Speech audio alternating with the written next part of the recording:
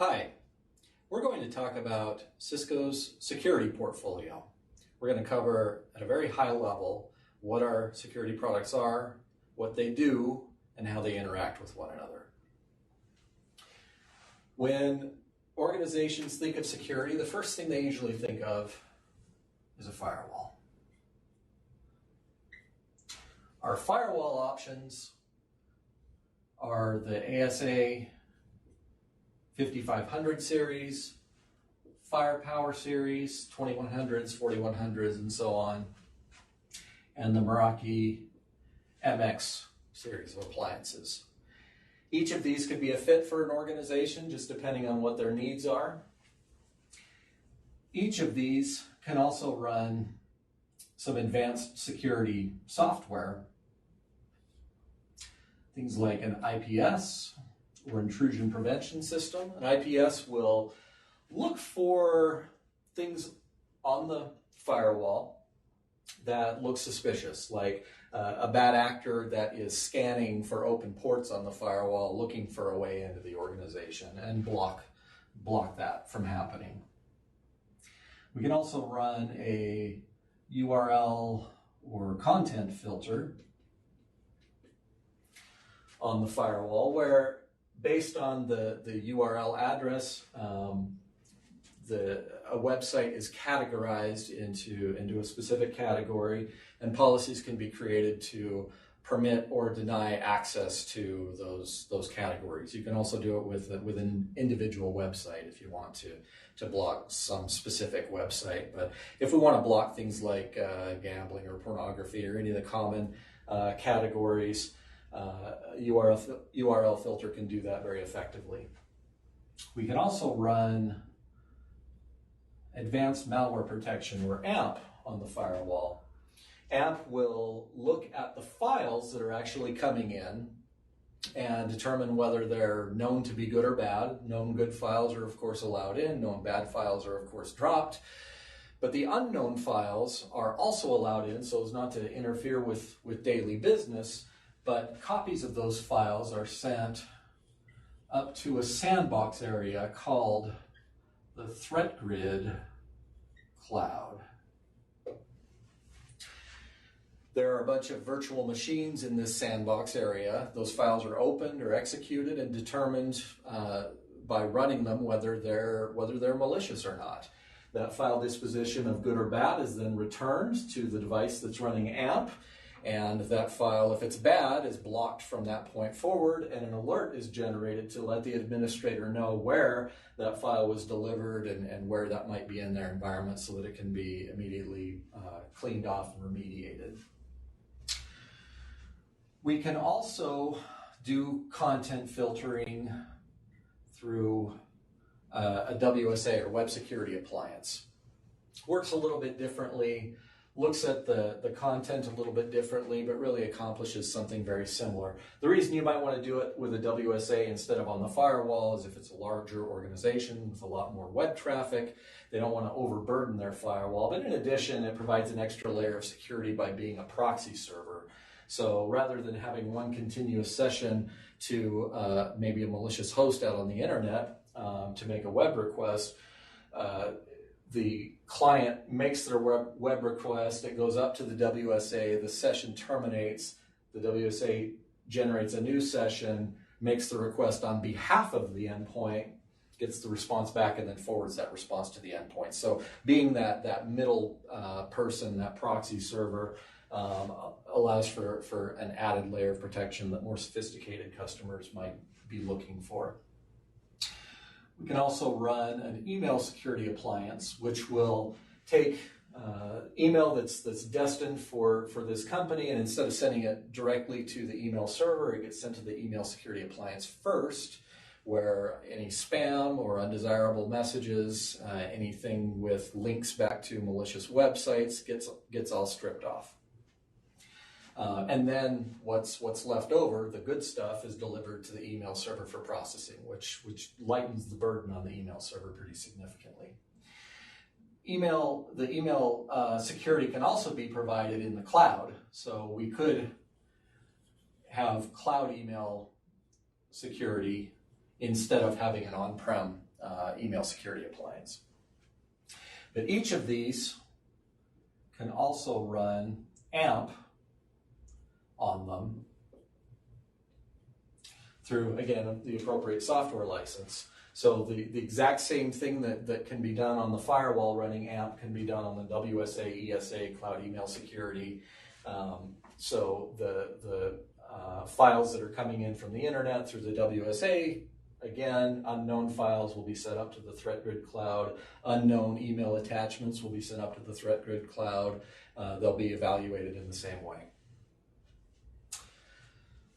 Next, we have our remote clients, which can connect back to the corporate site through the AnyConnect VPN client. So a secure tunnel, secure encrypted tunnel, is formed from the endpoint through the internet back to the corporate firewall or router. Could also be sent back to a branch here if there's assuming there's a firewall here, the VPN connection could go to any of those sites as well. But that provides the same protection as you would have if you were inside the network. Your web traffic will go out through the firewall to the internet and then be sent back over that encrypted tunnel to the endpoint. But we know that many people that are remote and VPN into their corporate headquarters don't do that all the time. So some of the time they may be directly connected to the internet, which can pose a pretty significant security risk. So first of all, we can use the umbrella client for these endpoints to provide the same function that the URL content filter, the WSA, would provide in the inside of the network. Even when they're not connected over the VPN and they're going directly to the internet, the same filtering rules can be applied using Umbrella because Umbrella functions in the cloud. So when they send their requests for information, that goes through the Umbrella cloud, and that they're either permitted or denied to a website. So they'll either get the response back that they're looking for, or they'll get a response back that says, I'm sorry, you're not allowed to go there because that's a malicious website or it's too risky or something like that. Now, if they do happen to get something on their machine, we can also run AMP for endpoints on any endpoint. So AMP will provide, again, the same protection. If an unknown file gets loaded on this machine, it will be sent to the ThreatGrid Cloud for evaluation. If a malicious file gets through, the AMP for Endpoint client can take it a step further by actually isolating, quarantining, and stripping that malicious file off of the endpoint. So it can help take remediation another step further. Now, inside our network, we need additional protection because there can be risky things that are actually going on inside the network. Users sometimes unknowingly do things that they shouldn't do. We have guests that are coming in all the time that want to connect to our Wi-Fi and go out to the internet. So we have a form of network access control called ISE, or the Identity Services Engine. This is going to look at who is connecting, what they're connecting from, where they're connecting from, and who, what, where, and when. I think I said when. So if it's a corporate-owned, if it's a corporate user, then the who might be checked. If it's a corporate device, that would be checked. If they're connecting from an allowed source and at an allowed time, then they're going to be allowed into the network and to the resources that they need to. But say it's a guest user, we don't know who they are. We don't know what their device is because it's not corporate owned. The where is fine and the when is fine. If that's the case, then we'll just put them into an isolated virtual network that goes directly out into the internet and not allow them any access to any of our internal systems or servers or resources. ISE can also integrate with things like AMP, the AMP for endpoints. Say you have a user that, or a device that gets a malicious file on it and is a risk, ICE can actually quarantine them from the network and block them off. It can send instructions to whatever switch or access point they might be connected to and cut off their access to the network until that file gets stripped off. So these products will integrate together and work together very, very nicely. In addition to ICE, we have Duo that will provide multi-factor authentication. So a user knows their username, they know their password. Duo gives them that added layer where they have either a physical token, so there's something that they know and something they possess. So that's the multi-factor authentication mechanism coming into play. And aside from a physical token, your phone can actually become your physical token with the Duo software loaded on it.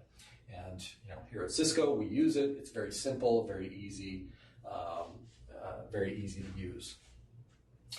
Another step that we can take to secure the interior of our network is by using StealthWatch, which will collect data about what's happening on the network. So users send information back and forth, they connect to servers, they go out to the internet, they do it at certain times of day, there are regular patterns. So StealthWatch will capture that and recognize it. It's not actually looking at user data, it's just looking at where the data is going and how much of it is going and who the people are that are sending it and so forth.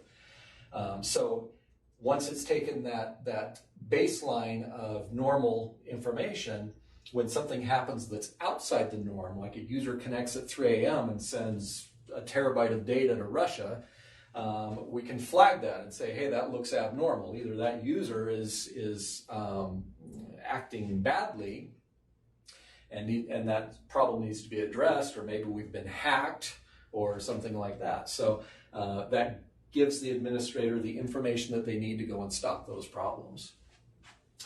Now, there are many clouds out in the world. There isn't just the internet or the StealthWatch cloud or anything like that. The cloud's a very big place. There are many SaaS applications that corporations use very, very commonly.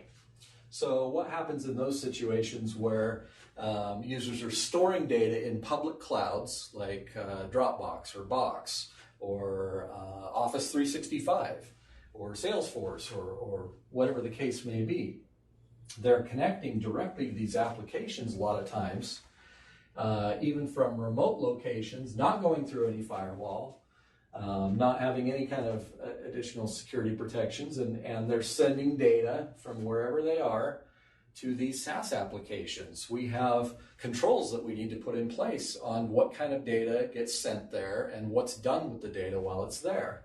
So to protect it while it's in these public clouds, we can use CloudLock to monitor and enforce the correct policies on customer data that is stored in public clouds. Now, to keep all of this information up to date and make sure that the latest information is always on all of our devices with AMP and that the categorizations of our URLs and our customers that are using Umbrella, that the categorizations of the sites that they're visiting are all kept up to date. We have Talos kind of overseeing all of that. So this is an added benefit to any security product that our customers buy. This is something that comes as part of those products. So it's not an additional service or subscription or anything that customers need to subscribe to. It's just an added bonus. And we see the most data of any other security vendor in the world. So we've got the biggest baseline of information to use to evaluate what needs to be updated and where the malware and ransomware and all that stuff exists. Now, to manage these products, it would be nice if we had a common platform or dashboard or something that we could use, right? Well, we have that now. It's called the Cisco Threat Response. It's unfortunately not available for all products just yet, but things like AMP, ThreatGrid, Umbrella, Cloud Email Security. These are products that can be used and administered and enforced through the Cisco Threat Response dashboard. That comes as an added bonus when customers subscribe to these products. So any one of those will entitle them to use that cloud-based dashboard. And we're constantly developing and adding new products. So this list will expand, and additional products will be added in the future.